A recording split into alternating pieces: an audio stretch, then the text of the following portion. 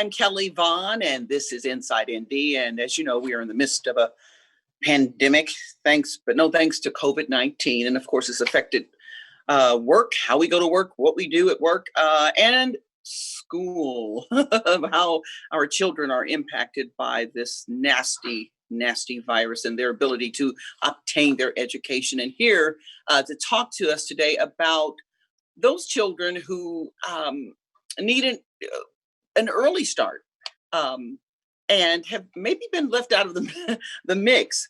Is Kim Fischer. She's with Waterford Upstart program. She's the national spokesperson. Hi, Kim. How are you? I'm doing as well as can be in these times. Is it crazy or what? It's just It is. maddening.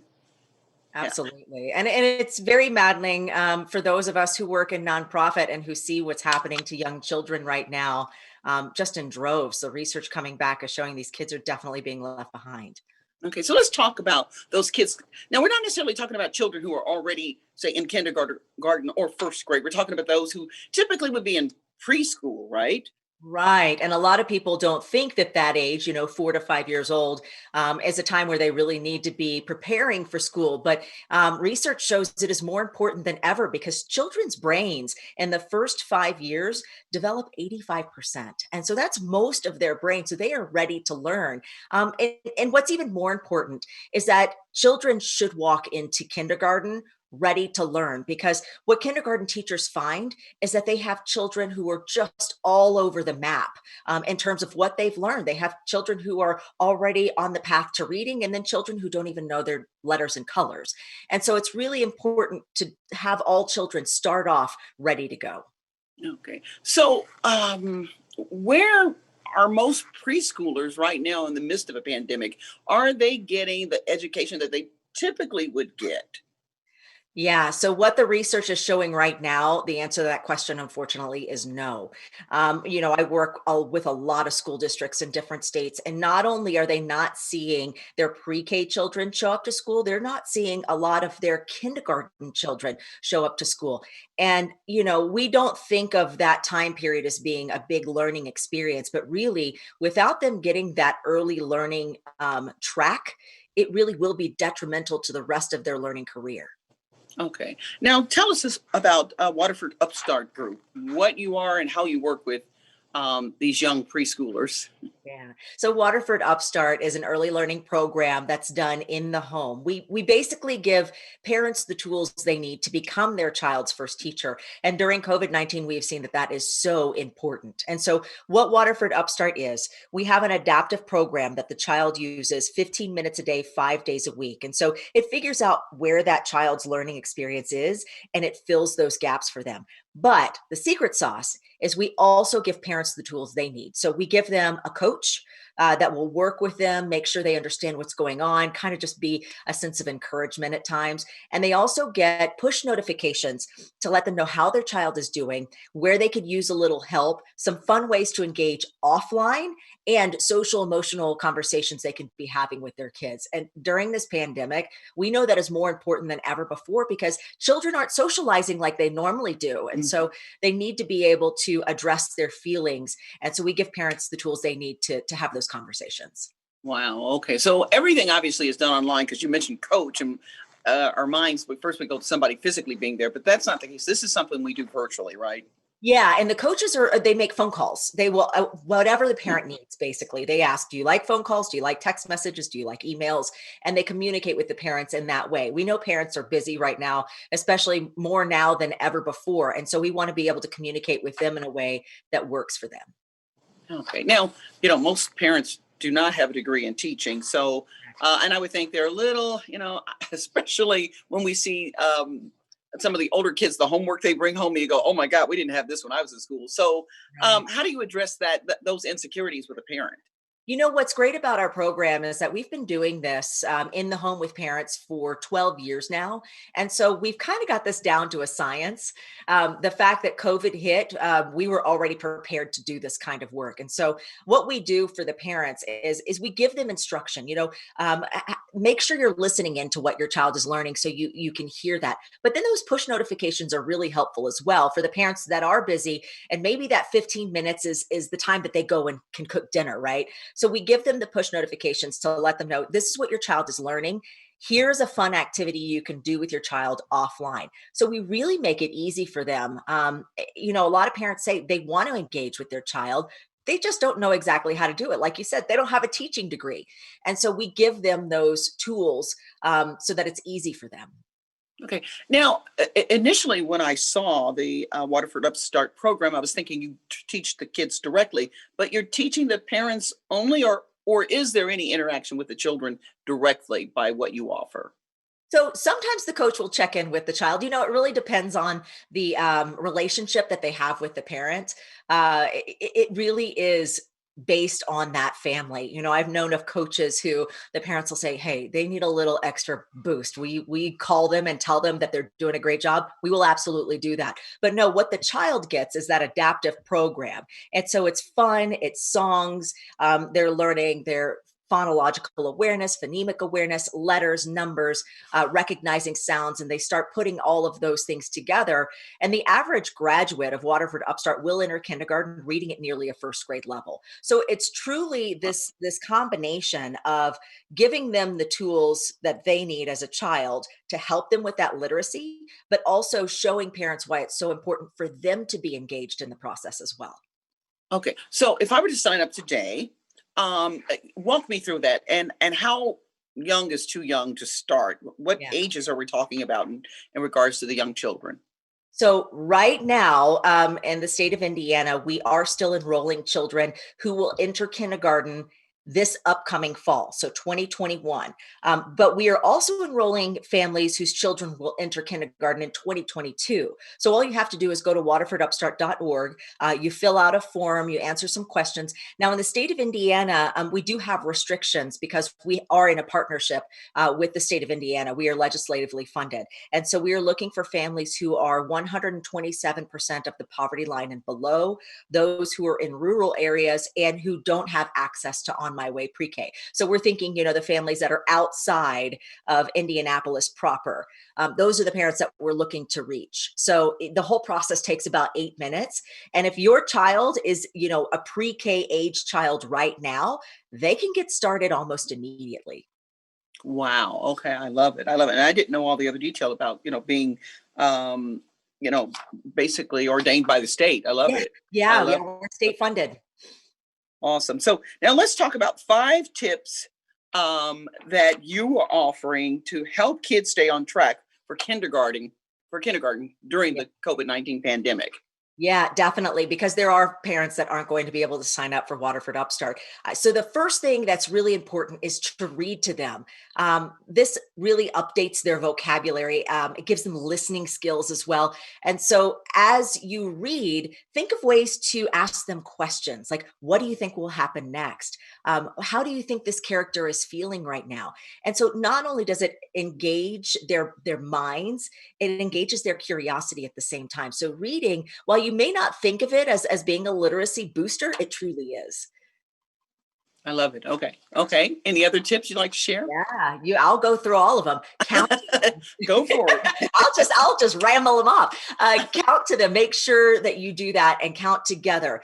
It's really important for children to enter kindergarten. At least knowing 1 through 10, 1 through 20 is even better. Mm, But this really is something that you can do with their favorite toys. Line them up and start counting those. And then you can also start adding in color and say, what color is this? Why are these two very similar? And so counting is something that you can do at home and it's not very difficult. Another thing that's super important for children is to give them a routine. Children really thrive on routines. Believe it or not, they do. And so if you have a routine for them at home, when they enter kindergarten and they start that routine in kindergarten, it won't be as much of a shock to them because they're already used to being on a routine. Next, encourage curiosity. You know, the kiddos will ask, why? And it can get a little annoying, but think of it as this is them learning. They are constantly learning. And so answer those questions and engage in that curiosity with them. That's going to be really great to prepare them for school. And then finally, like I said, COVID-19, these kids have not been able to interact with their friends quite as much as they probably should be at this age. So you want to make sure you're engaging them and asking them about their feelings. Find out how they're feeling emotionally. It's important to talk about feelings, especially when they don't have that ability to engage with their friends. So those are I would say the 5 tips that you could do right away, starting today, that would help them prepare, that doesn't cost you anything at all. Okay, love it, love it. So let's wrap up then with reviewing the qualifications for Yes. those families who'd like to sign up, and how do they sign up? Yeah. So qualifications are really simple. We are looking for families that are at 127% of the poverty line and below.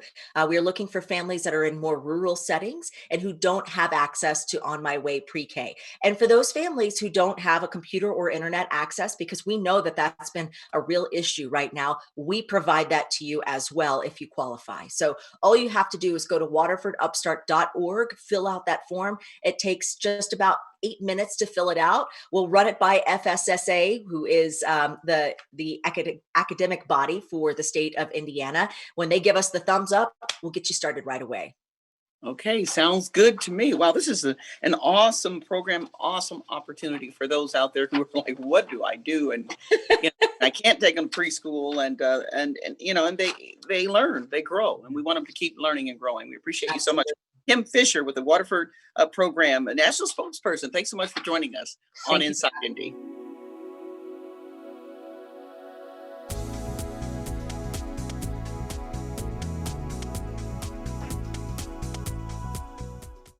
What would you do if you woke up one morning to find your street blocked with a house in the middle of it coming your way? Hi, I'm Bill Foster, founder and executive director of Habitat for Missions.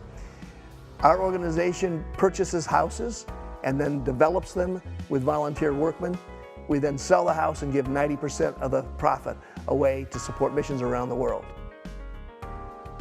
Just recently, Habitat for Missions supported church planting missionaries in the Czech Republic, building a vocational school in Uganda, providing a safe place for girls in India, partnering with an overseas mission organization and homeless shelter in Indianapolis. And that house moving towards us in the street, when the project is complete, will help at-risk teens in South Bend, Indiana. There's so much more we can do with your help.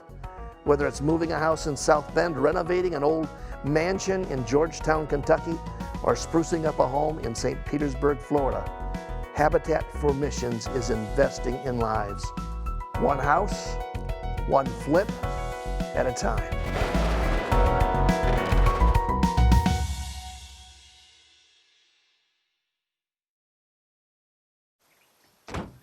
When they test you, stand firm and move only when you hear the seatbelt click that says they're buckled in for the drive. Never give up till they buckle up.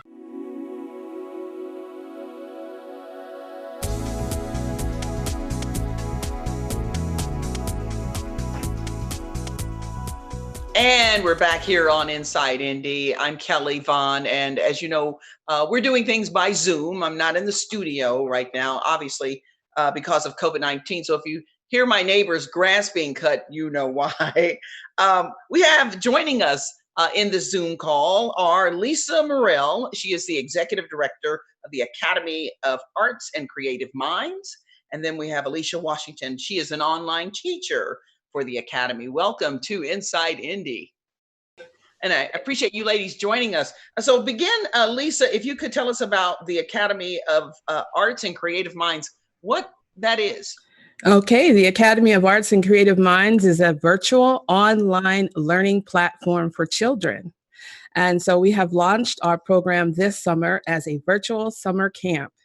And we are available with professional arts educators and educators of different backgrounds who are available to provide fun educational programming for children this summer. Man, your timing is incredible. So was this in existence before COVID-19 hit? Well, the Academy of Arts and Creative Minds actually goes back all the way to 2011 when I started the program as an actual program with children, direct contact with children. It was a performing arts academy. And what I have done, I've been working as a virtual online teacher for several years now. And I had decided at the end of last year that it's something that I really wanted to push forward and bring the academy into the virtual world and give people a chance and opportunity to take advantage of all the different creative and educated teachers that we have with so many different talents to offer children. Okay. So this question is to either of you, and you both can take turns answering it. So I'm a parent, I'm at home, I'm looking at the situation. Are my kids going back to school in the fall? I don't know what the heck is going on. Are they going or they're not going? And if I do something online, what does that mean? What does that really look like? And I know you're specializing in the arts. So what would you say to a parent like me who just said what I said? So Alycia, maybe let Alycia. Yes, Okay. Alycia, yeah. Well, First, and then if I can hear from you, Lisa. first thing I would say is to breathe. Um, because I think because there's so much uncertainty that we're facing right now, all of our anxiety, the kids, the adults, everybody is kind of on high anxiety alert. And so I would definitely tell parents to just take a moment and breathe, because they're watching us, and how we respond is going to trigger their response. So if we keep a cool head, that will help them keep a cool head and help them keep some of the anxiety down. And something like this with the Virtual Arts Academy is a great way to give them a different type of outlet. I know at the end of the school year was really hectic because schools were really just trying to figure it out as they go. And I give them all kudos for what they were able to accomplish, because this was new for all of us, right? And so as we enter into this school year, I would definitely, tell parents to find those avenues that are going to help kids to process some of this stuff, because it's a lot for us as adults to process, right? Right. So having a different type of outlet with the uncertainties of how school is going to look this year. A lot of kids are missing those connections with their friends, and they're really not used to, or a lot of kids didn't vibe with the whole online process. So something like the Academy of Arts and Creative Minds is going to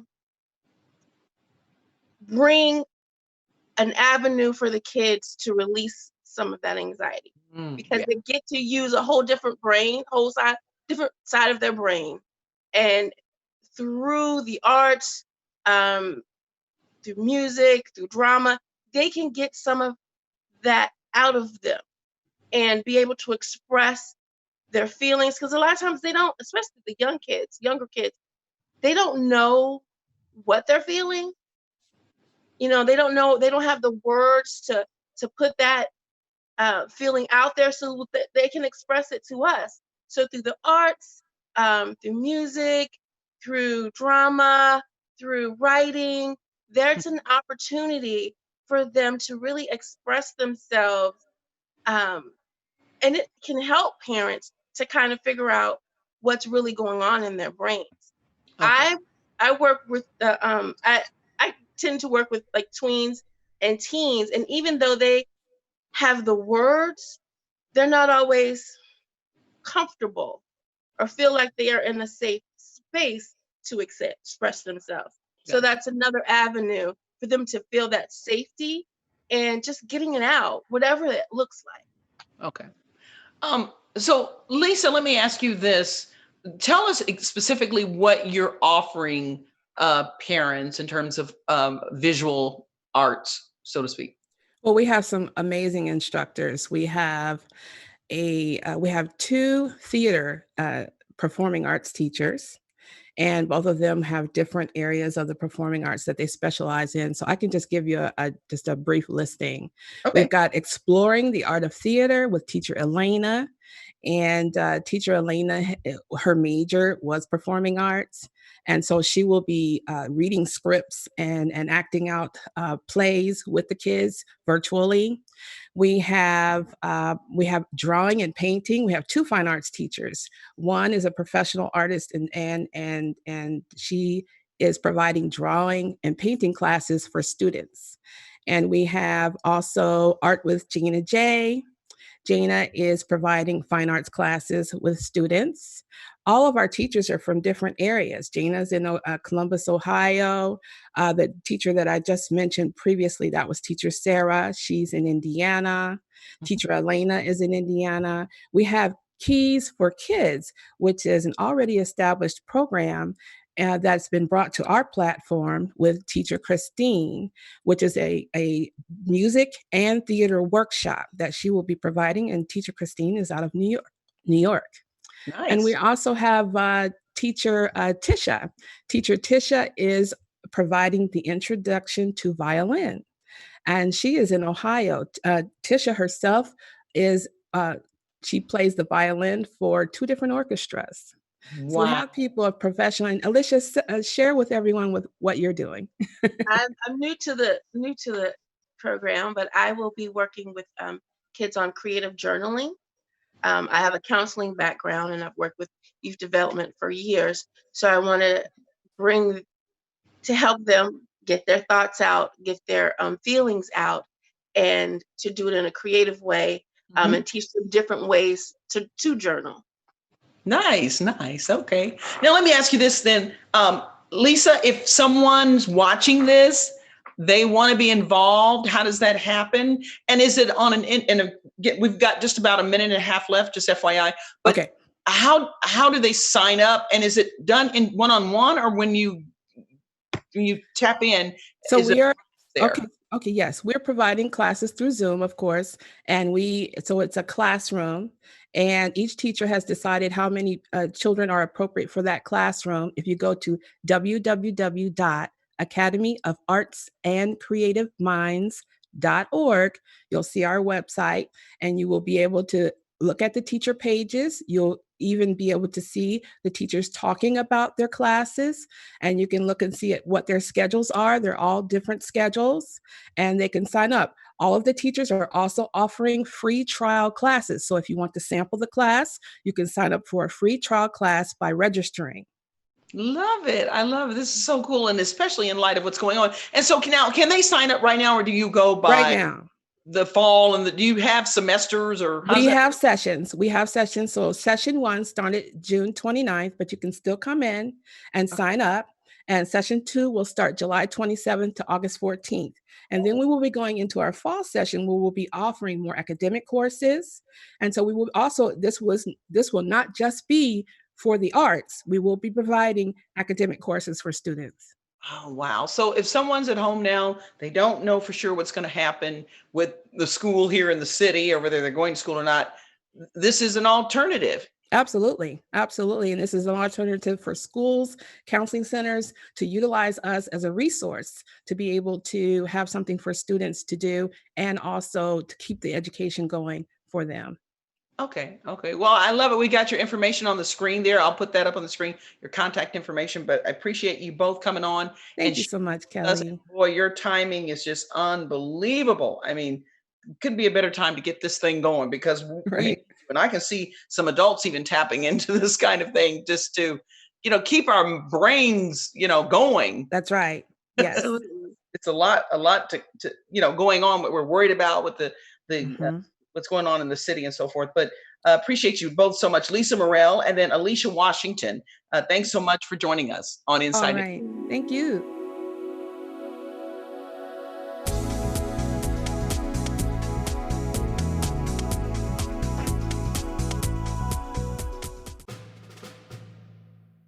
I have a dream.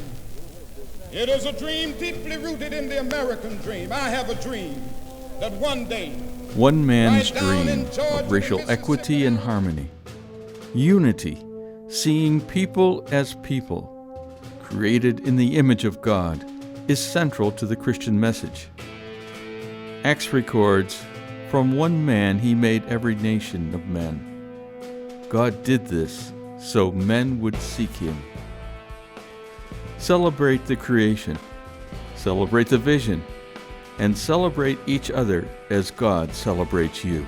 With this faith, I will go out with you and transform dark yesterdays into bright tomorrows. With this faith, we will be able to achieve this new day when all of God's children, black men and white men, Jews and Gentiles, Protestants and Catholics, will be able to join hands and sing with the Negroes in the spiritual of all, free at last, free at last.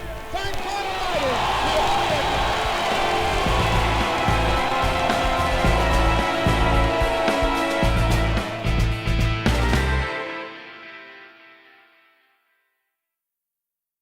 Bye, Janet. It's nice seeing you again. You look good, girl. Just let me know what I can do to help. Well, to help me, she'd have to help every day. Every hour, every ouch, every time my wife calls for help. I mean, maybe she could help me make her lunch. But the crust, all the crust has to be cut off the corners. She could help me run to the doctor for the 5th time this week. Help me with the specialist and the second opinions and the painful paperwork about paperwork. Help me deal with how hard it is seeing my wife's name on so much paperwork. But this is on me. I'm the only one who can do this, like this, for her. Besides, take care. We will. Janet doesn't like her cooking anyway. Find support for your strength. Visit aarp.org/caregiving for care guides and community. When I was growing up, my mom was extremely tidy. We were trained to put things back where we got them from. One day, when I walked into my mom's house, I felt like I walked to someone else's house. There was stuff everywhere. And just growing up the way I grew up and to see this transition was very alarming. When Sean talked to me, it was a wake-up call, and that's when I went to the doctor. So there you are, shuffling through a stack of resumes, and you come to mine. This is it, first impression, my way in. But can my resume show you how I truly stand out? Like that I was studying, going to night school while working 2 jobs just to help my parents pay for groceries. Or being the first one to always step up. No, that's something you just can't put on paper. Look beyond the resume and discover new ways to develop great talent that is dedicated, hardworking, and determined like me. It takes less than 1 minute to find out if you may have prediabetes, and you can do it here. So what are you waiting for? Just go to the site.